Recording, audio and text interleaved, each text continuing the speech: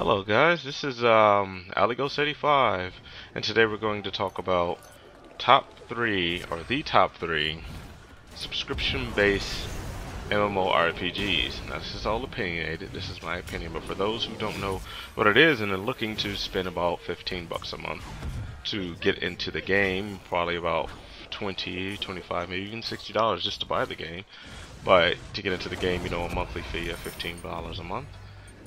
These are some of the games I would recommend. Now you're probably asking me why is there Smite playing in the background? Well, because I don't want to spoil my list, so I'm going to use this to basically explain what I'm going to do in the video. I'm going to list 3 of my favorite MMOs, 3 being the least interesting at the moment, and number 1 being the most interesting. So without further ado, here we go. World of Warcraft. Now, I know what you guys are probably thinking. Why the fuck is World of Warcraft at number 3? You know, it is like one of the, if not the oldest or most successful running MMO of all time. You know, 12 million subscribers at one point. Huge, I guess, I don't know, celebrity views on it. You know, you guys remember the commercials and shit with Mr. T and the guy that played Mini-Me from Austin Powers, so on and so forth, but I digress. World of Warcraft is number 3 for me because I know it. That's the thing. I know what to do. I know somewhat what to expect, aside from Warlords of Draenor, which completely threw me off with the crazy story intro at the beginning. Now that was amazing. And it was, like I said in my other view, my impressions, I liked the new expansion. I haven't got to end-game content yet, so before you trolls get on to the, I don't know, the comments be like, you don't know shit about WoW, blah blah blah blah. I've been playing this shit since Wrath of the Lich King. So, I mean, I've explained that in my other videos.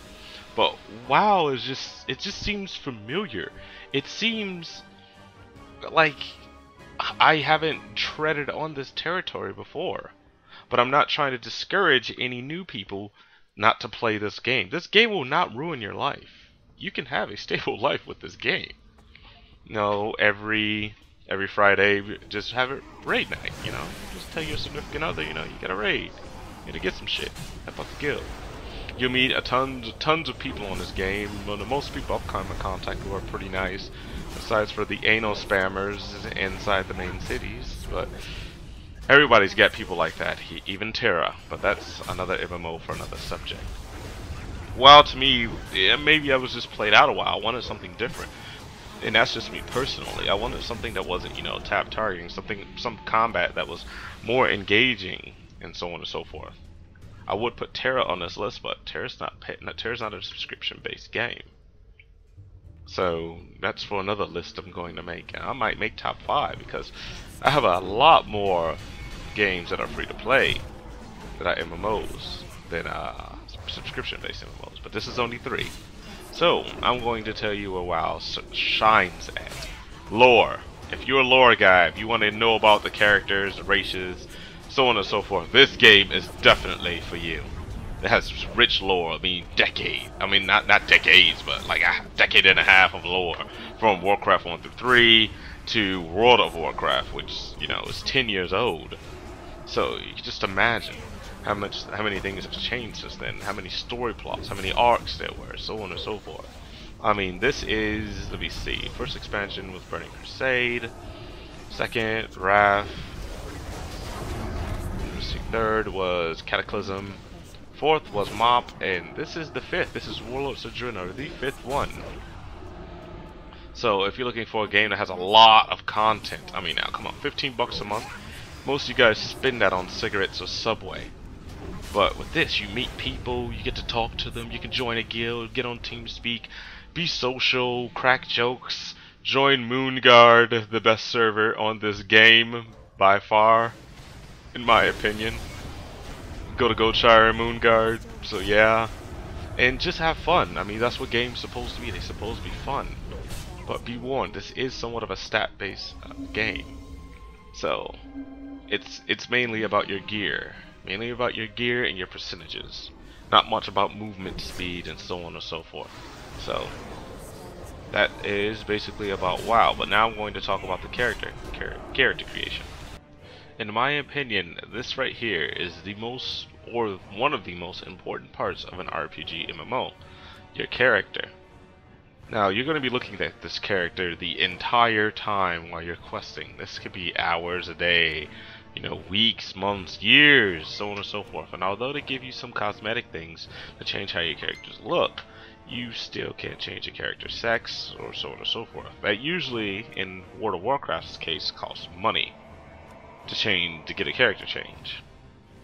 You know, except for character class change, which is kind of weird because they have everything else. You can change your faction, you can change your race, you can change your name, but you can't change your class. World of Warcraft now has a boosted system, and you can boost a character to level 90 for, you know, a small fee of $60. Wink, wink. But overall, the character creation is, I guess I would say it's pretty standard, especially compared to the other two MMOs that are on this list. So here's just a quick rundown of the character creation.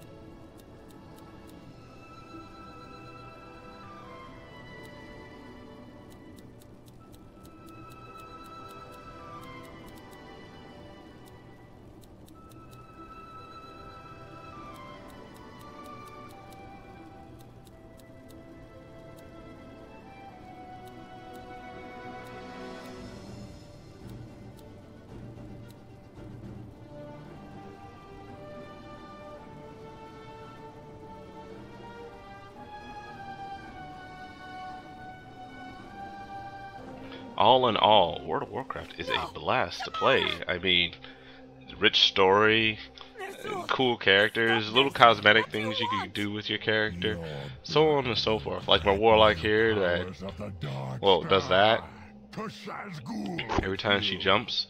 I mean, it's a good game. It's a very good game. It's just I would like to see a lot more, you know, new things going on, like not just collecting so and so gold kills, so such and such mob, or collect said number of this to do said number of that, and so on and so forth. But other than that, WoW is a blast to play. It's amazing, and just don't get discouraged by the community of World of Warcraft when it comes to people trolling, people setting up DPS meters. If you're new to MMOs, you're not gonna really care that much for what the hell's going on. But once you learn, I mean, it comes with a learning experience. Once you learn it, then you'll be able to have more fun, or it might be worse. You'll understand the mechanics of the game and how the people act on the game, and it might turn you off. But that's why this is number 3. WoW, to me, I know what to expect. This is the second MMO I've ever gotten into. The first MMO was PSU. Nah, it was PSU 2 for the Xbox 360. But I hope you guys enjoyed. Now, moving on to number 2. Final Fantasy: A Realm Reborn. Well, 14. This game threw me off guard. The only reason I got it is because a friend of mine was playing it on the PlayStation 3. Yes, you heard right. The PlayStation 3. Now you probably wonder, okay, if he's got it for a console, why would you get it for a PC? Well, the good thing about this game, it's one of its main selling points to me, is that it's cross-platform. Got a friend that has it on a PS4? You can play with him. Got a friend that has it on the PS3, you can play with him. Got a friend that has it on the PC, you can play with them. That's just the utility of this game is amazing. Hold on, it's a bit hot where I'm at. I gotta turn the heat down. But the utility on this game is amazing.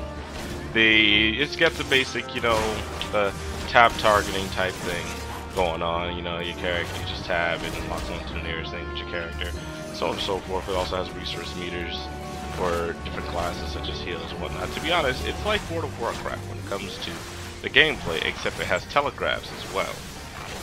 Much like WildStar, or how like Terra, Terra didn't really have the telegraph system. Well, I mean, it did, but it didn't show you where the enemy was going to hit at. You just had to know.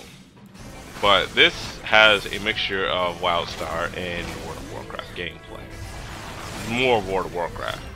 You hardly see the telegraphs, and they're so easy to dodge. So, unless you're blind or not paying attention whatsoever, I don't see anyone dying by a telegraph. That's skilled.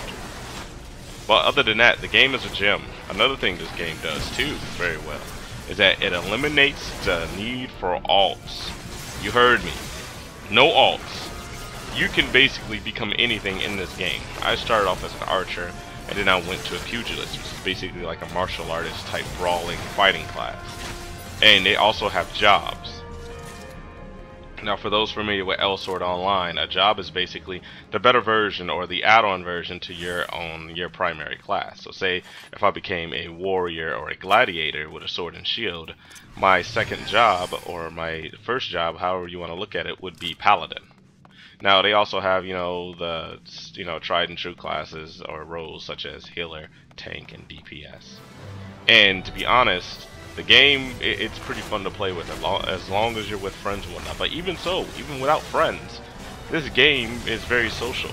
The so-called lower populated, I guess, servers, they have more than enough people on that to help you, or so on and so forth. Although, due to my experiences with the game, people really don't help often. I mean, they come in and do these things called fates. Fates are like world events, where you kill a certain amount of lambs or go kill a world boss and so on and so forth. You get rewarded with lots of experience and the gold as well, or I forget what they call it in Final Fantasy, gil, I believe. So basically you do that, and you also have your story quests and your class quests. Your class quests helps you progress through your class. You get new spells, you get equipment tailored to your class, so on and so forth. And at the moment the level cap is level 50. You can also level your subclasses to level 50. You can level other classes to level 50, and everything isn't about fighting on this game, unlike World of Warcraft. Now, World of Warcraft does have the professions, but these professions are different on this game. I mean, you have fishing. All you do is fish, and you can level that up. I mean, WoW, you have fishing too, but it's not like its own individual classes.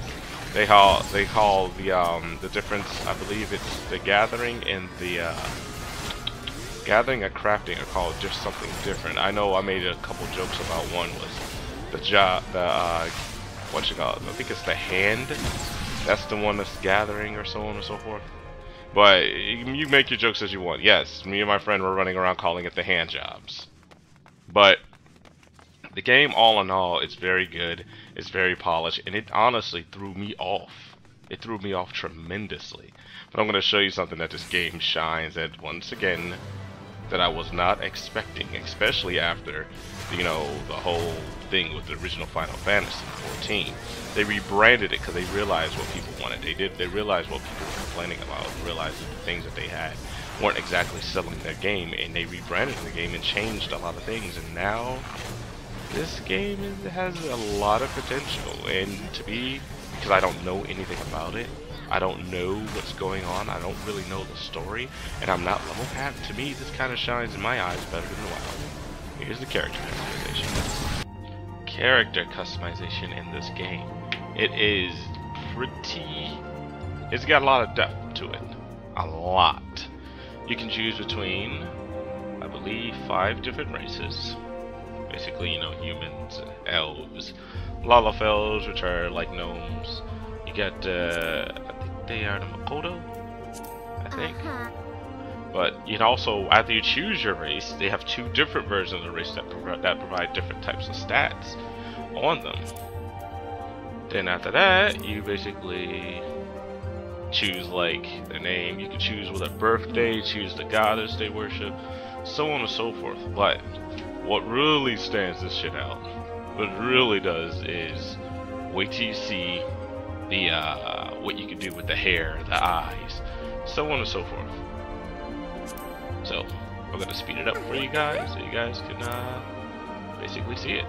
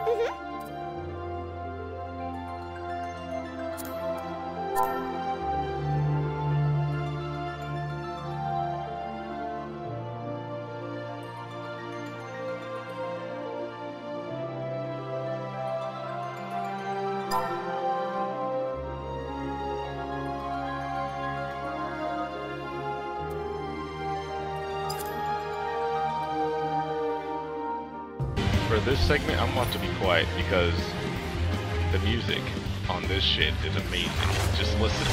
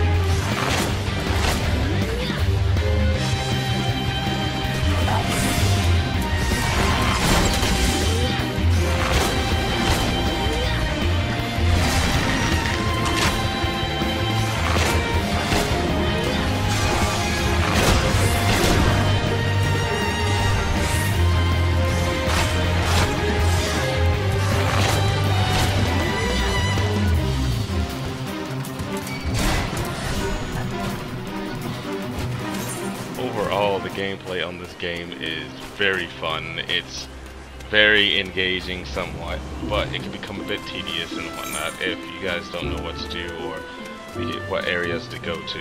It will be very, very, very frustrating. The game's map is... the way you find quests with the map is it could be frustrating if you don't know how to use it. But overall, if you love the music, this has got like an actual Final Fantasy-esque feel to it. Oh, it is a Final Fantasy. But the music, the sounds that things make, like when you collect money, the little level up system, the whole da da da da da da da da. I remember from Final Fantasy VII, that's all in here. And if you're a Final Fantasy fan, you will love it. But we still have one more to go. So without further ado, I will give you my #1 MMORPG in my opinion. And my #1 pick for the top MMO in my opinion is WildStar. Now, WildStar, you guys are probably thinking, oh shit, I'm prepared for it to be honest. I'm about to be crucified. WildStar over WoW? I mean, hell, Final Fantasy over WoW? But WildStar had a, let's just say, a good launch. Very, very good launch. You could get it, you could have got inside of it. I know you got inside of it right away. There were no server lags, so on and so forth. There are bugs, but that should be expected at launch.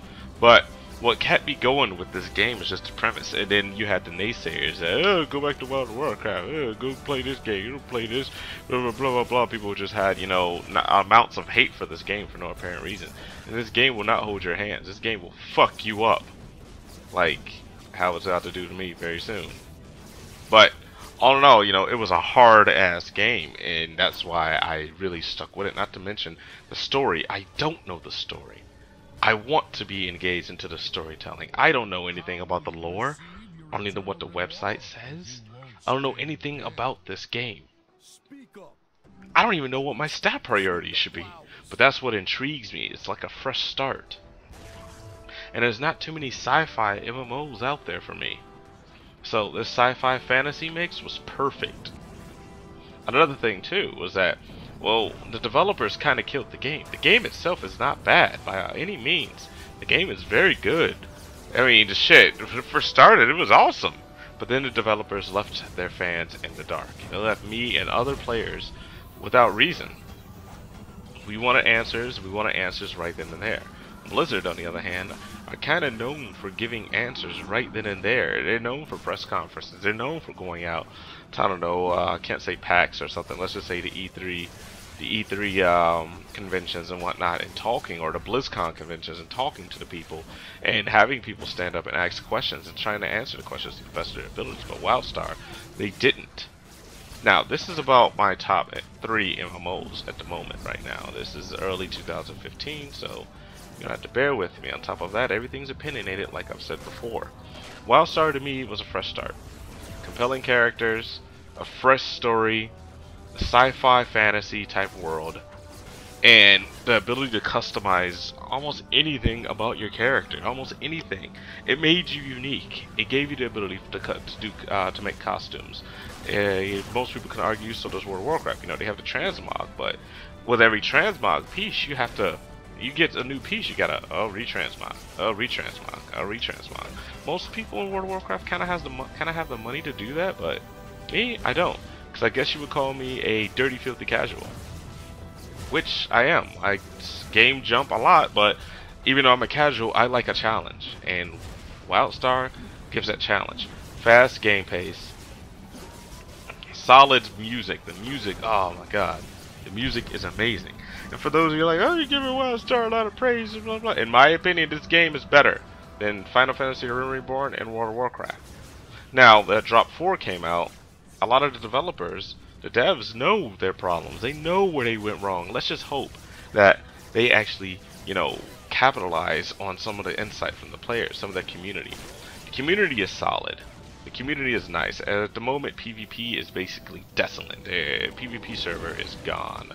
Well, it's not gone, but it's like no one's existed there. I've roamed for 3 hours tops and haven't seen a soul. But on PvE, the PvE server entity, it's so many people. So many people. Let me just give you a glimpse of it. Also, what I forgot to mention, the cred system allows you to pay for your game time using in-game currency. So the more you play, the more platinum you have, the more you can pay for your actual game time, which is kind of cool. Now, as far as the character customization, you get to choose between 2 factions. Each faction has about 4 different races. Male or female, except for Chua, because they're sexless for some strange reason. Even though I seriously think they're guys. So basically, Dominion and Exile. Along with this, you get to choose your class, and all races cannot be all things except if they're human. If they're Exile human or Cassian human. Cassians are the humans for the Dominion, and Exiles are the humans for, well, the Exiles. This is new too, the preview armor. And also, they give you the option to basically skip the starting area. God damn it! I wish more games would do that. You know how many times I mean, my favorite WoW horde race are goblins. You know how many times I want to skip the starting area? Just get to my level and start playing with my friends and whatnot. So right now I'm just going to show you, you know, just the basics of character creation. Another thing that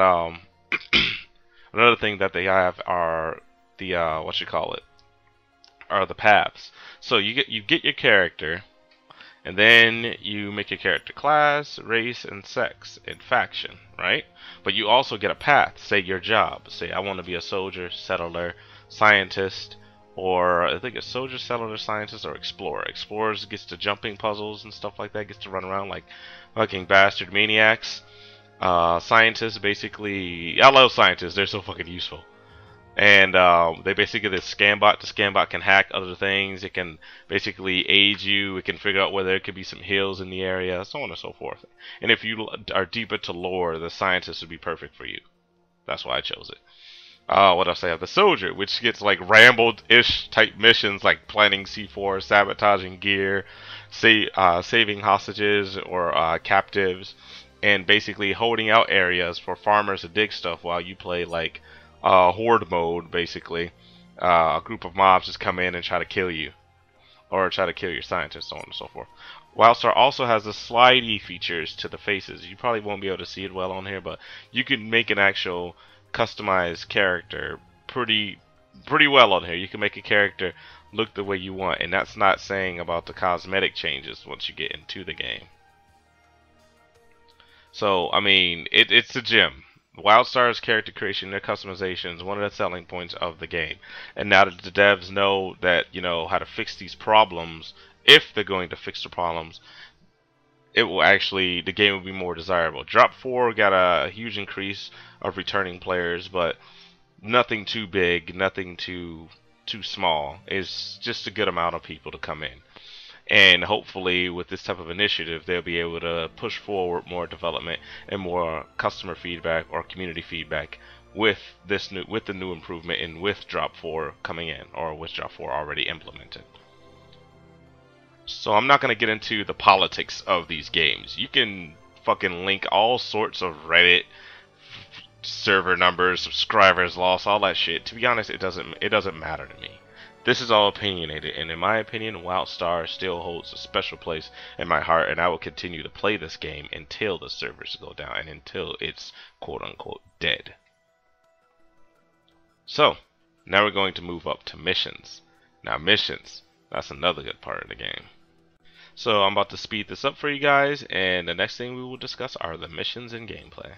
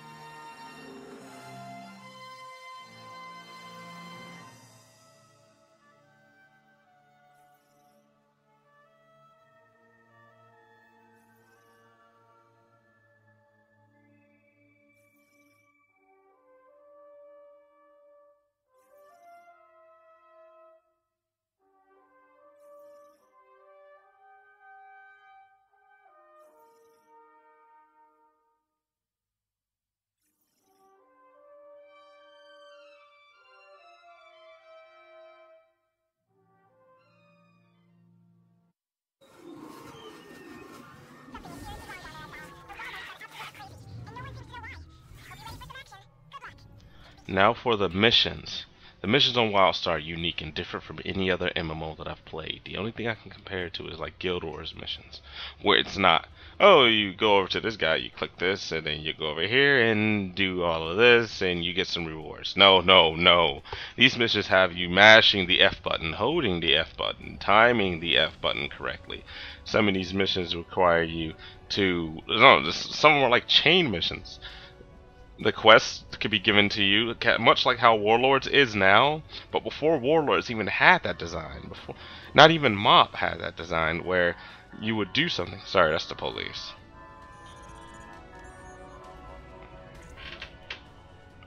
Being dicks.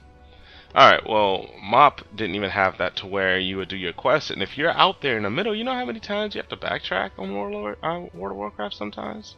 You do your quest, right? Then you go and turn it in, then the guy's like, oh, hey, you know, he wants you to go back to that area you were just at, and do that shit, and you're like, well, I was just there, well, can't you just give it to me while I completed the other one? WildStar does that. Not all the quests are like, but a good majority of the quests do that. So where you're not backtracking, running back and forth, back and forth, back and forth. You're getting the quests as you go along. Right now, I'm in a ship hand. This is the footage where I didn't know what the fuck I was doing. But I'm in a ship hand. As you can see, I'm controlling some weird little droid. And they have mini games on here. From spamming the F button, holding the F button, and timing the F button, to doing a little bit of a Simon Says hacking game. Some people that would irritate, but to me, it adds a little bit of flavor and variety to the gameplay and how, you know, you go about questing and so on and so forth. Like right now I'm in a probe, and the probe has a damage meter above me right where my FPS is at, and it basically tells me how much damage my probe is taking. Oh god, the jokes. How much damage it's taking, and basically I gotta repair it every now and then once it gets to a certain level. They also have other ship hands that have you going batshit crazy or going batshit insane if you don't take enough oxygen or fresh air, and so on and so forth. To me, the game, it's great. It's great the way it is. I just want the community. I want the devs to like just be more attentive to their game, be more involved. I mean, I would love to see this game progress, and I don't know, I'll be interested in watching the future. So I hope you all enjoyed. Like, dislike, unsubscribe, or subscribe. It makes me no difference. This is Aligos signing off.